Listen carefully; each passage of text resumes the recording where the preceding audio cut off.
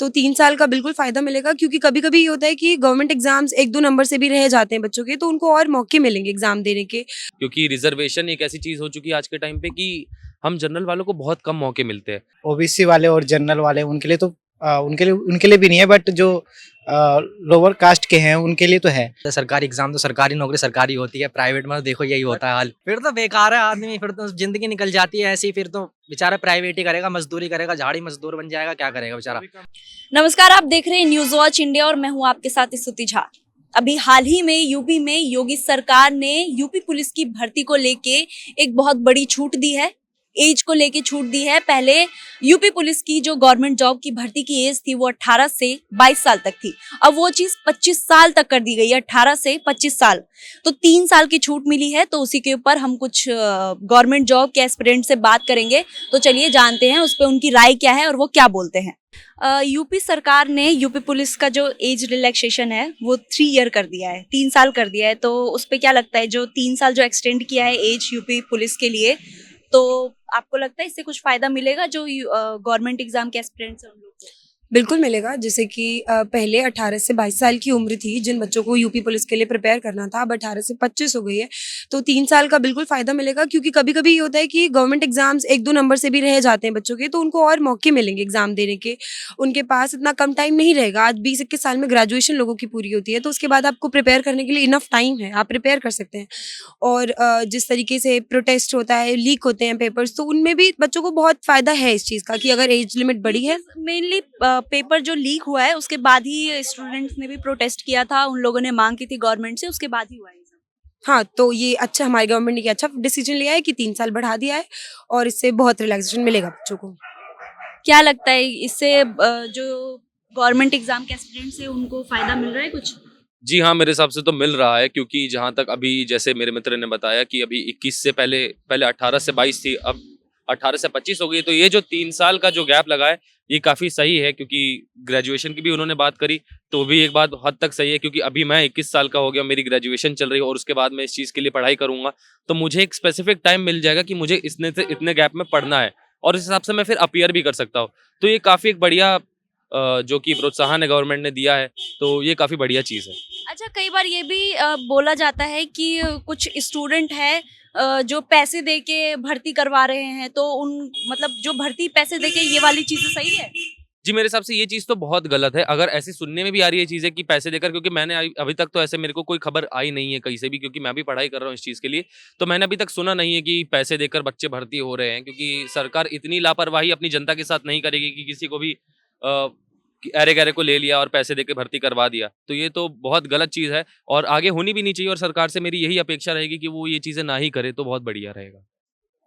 ठीक है। अच्छा, कई बार ऐसा लगता है कि एक-एक या 2-2 नंबर से रह जाते हैं और उसकी वजह से हमारी एज निकल जाती है और फिर वो आगे प्रिपरेशन नहीं कर पाते हैं। हाँ, तो जैसे अब 3 साल बढ़ गए हैं, अभी आपने बोला, तो जैसे मान लीजिए जिनकी एज लिमिट क्रॉस हो गई है, जिनको अब नहीं एग्ज़ाम देना था 21-22 साल की उम्र में, जब पहले 22 साल की एज लिमिट थी, तो अब उनके पास 3 साल का और मौका है, वो और प्रिपेयर अच्छे से कर सकते हैं और उसके बाद वो गवर्नमेंट एग्ज़ाम में प्रिपेयर हो सकते हैं। बस। अच्छा, यहाँ पे एक चीज ये भी है कि जो सीट रिजर्वेशन है जी। गवर्नमेंट एग्जाम में ज्यादा देखा जाता है, एससी ओबीसी वालों को सीट रिजर्वेशन दिया जाता है, तो इसका क्या लगता है बेनिफिट मिलता होगा उन लोगों को? जी, मेरे हिसाब से तो मिलता ही होगा, क्योंकि अगर सीट रिज़र्वेशन की बात करी जाए तो काफ़ी बेनिफिट है। अगर आज आप देख सकते हैं कि आईएएस, आईपीएस, कलेक्टर की जो भी पोस्ट पे हैं, काफ़ी लोग ऐसे हैं जो एससी, एसटी कैटेगरी से आते हैं। और मैं ये as a general category student, मैं कभी-कभार ये चीज़ को थोड़ा सोचता हूँ कि ये काफ़ी बायसनेस होती है, क्योंकि रिज़र्वेशन एक ऐसी चीज़ हो चुकी है आज के टाइम पे कि हम जनरल वालों को बहुत कम मौके मिलते हैं और हमें फिर एंड टू एंड यही कह दिया जाता है कि तुम्हें और ज़्यादा मेहनत करनी पड़ेगी, तुम्हें और पढ़ाई करनी पड़ेगी। तो ये चीज़ मेरे को कई हद तक लगता है कि थोड़ी कम होनी चाहिए। कई पदों में ऐसा होना चाहिए कि थोड़ा ये रिज़र्वेशन वाली चीज़ थोड़ी हट जाए। रिजर्वेशन वाली चीजें हट जाए, क्योंकि ये गवर्नमेंट एग्जाम में और ज्यादा हाईलाइट हो जाता है कि रिजर्वेशन है तो इनका जल्दी हो जाएगा, जनरल वालों का बहुत लेट होगा। और जनरल वाले कई सालों से प्रैक्टिस कर रहे होते हैं, पढ़ाई कर रहे होते हैं, फिर भी उनका नहीं होता है और बाद में जाके वो छोड़ ही देते हैं वो चीज। जी, ये चीज़ तो होती है कि जैसे अगर आज मैं भी जनरल कैटेगरी में हूँ, अगर मैं आईएएस या आईपीएस के लिए पढ़ाई करता हूँ, तो मुझे मेरा कट ऑफ परसेंट बहुत ज़्यादा है कि मतलब मुझे बहुत ज़्यादा नंबर ही लाने पड़ेंगे, तब जाकर मैं कहीं इंटरव्यू लेवल के लिए पास हो पाऊंगा। बट SC ST कैटेगरी में ये है कि हाँ चलो वो भी लड़के, वो भी बच्चे हैं, वो मेहनत भी करते हैं, पढ़ाई भी करते हैं। ऐसा नहीं है कि सिर्फ रिजर्वेशन के दम पे उन्हें पोस्ट मिल जाती है, वो बच्चे भी पढ़ाई करते हैं, वो भी मेहनत करते हैं। पर मैं चाहता हूँ कि जनरल वालों के लिए भी कुछ ऐसा होना चाहिए, एक सरकार को ऐसा कोई कदम उठाना चाहिए कि उनके लिए भी वो चीज़ें थोड़ी आसान हो जाए, ताकि वो भी आगे बढ़ सके। क्योंकि आज के टाइम पे मैं देख रहा हूँ कि जनरल कैटेगरी वाले बच्चे बेचारे रह जाते हैं, कहीं ना कहीं कुछ नंबरों से अटक जाते हैं। तो ये चीज़ मुझे काफ़ी गलत लगती है। और उसके बाद ये भी होता है कि कई बार एग्जाम क्लियर हो जाता है, लेकिन जैसे मेडिकल हो गया, फिजिकल एग्जाम हो गया, तो वो क्लियर नहीं हो पाते हैं।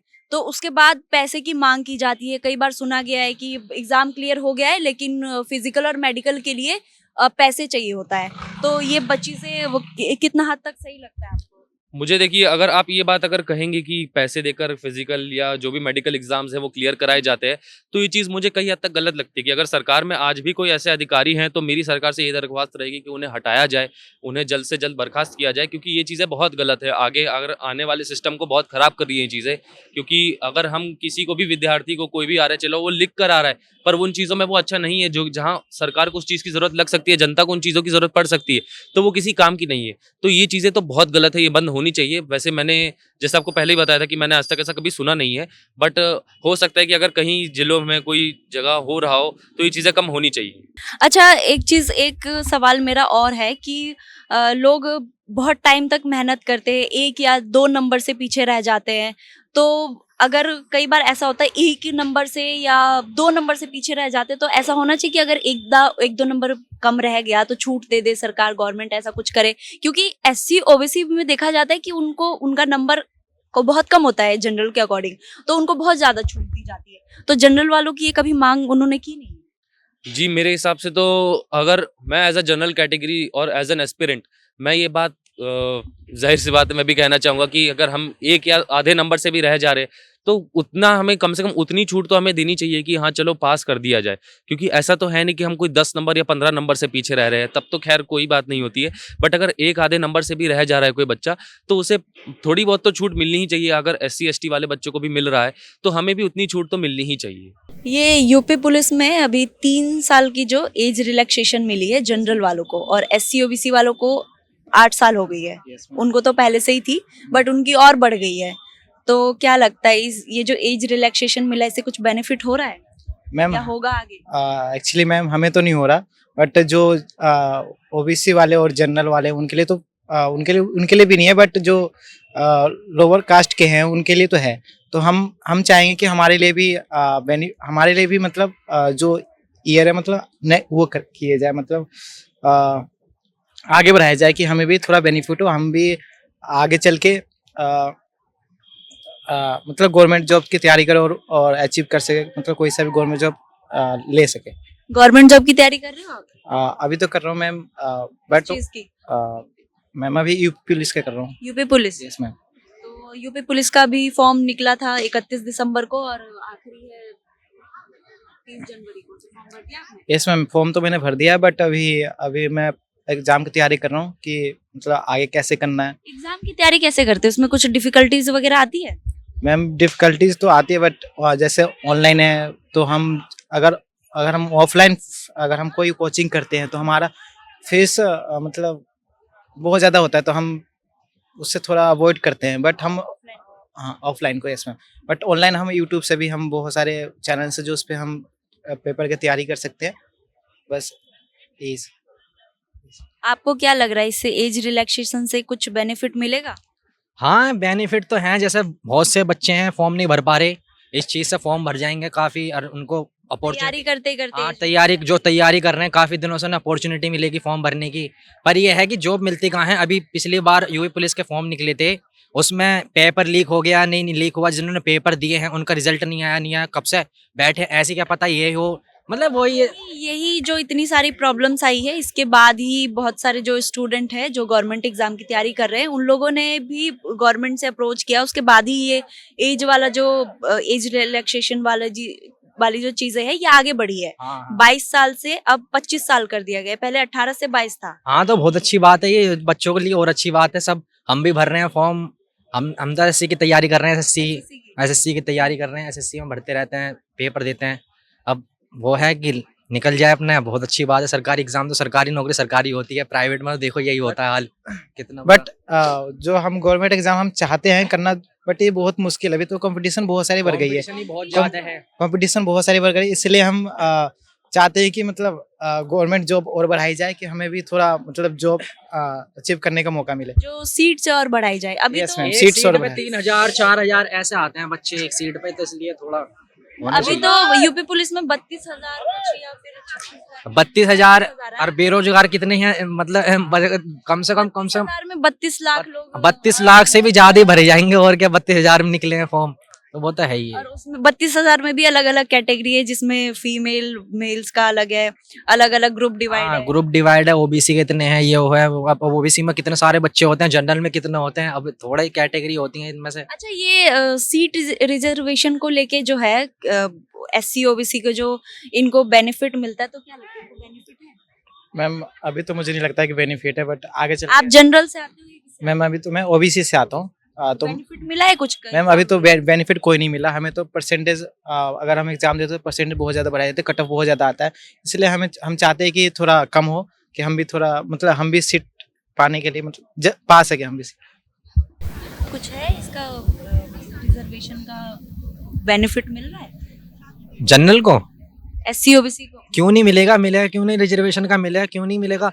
जनरल 65% पे नहीं हो रहा, 85 पे होएगा, और जब SC ST वाले 65 पे हो रहे तो क्यों नहीं मिल रहा, मिल तो रहा है जनरल। अच्छा, बीच में एक ये भी मुद्दा उठा था। पता होगी देती है नहीं देती है वो हमें नहीं पता, पर हाँ ये है कि जब आरक्षण देते हैं तो देते होंगे, पर ये नहीं पता। अच्छा, बीच में एक ये भी मुद्दा उठा था कि ये जो आरक्षण है, सीट रिजर्वेशन है, ये मतलब अब बंद हो जानी चाहिए।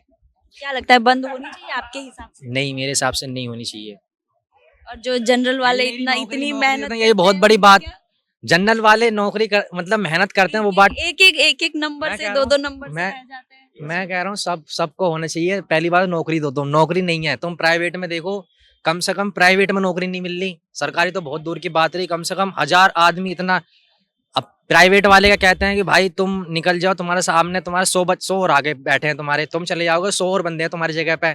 जब प्राइवेट में नौकरी नहीं है, सरकारी नौकरी कहाँ है, तुम तो भाई किसी को भी हो अभी जाए। आप दोनों प्राइवेट जॉब कर रहे हैं ना दोनों? हाँ, अभी तो हम दोनों प्राइवेट जॉब कर रहे हैं। प्राइवेट में भी तो वहाँ पे But- कंपटीशन है अरे ऐसे ही। इतना यहाँ यहाँ भी भी कंपटीशन है, पूछो मत ना। यहाँ भी सरकारी तो बहुत competition है। तगड़ा है, प्राइवेट में नहीं मिल रहा। क्या लग रहा है, सरकारी नौकरी ज्यादा टफ है प्राइवेट?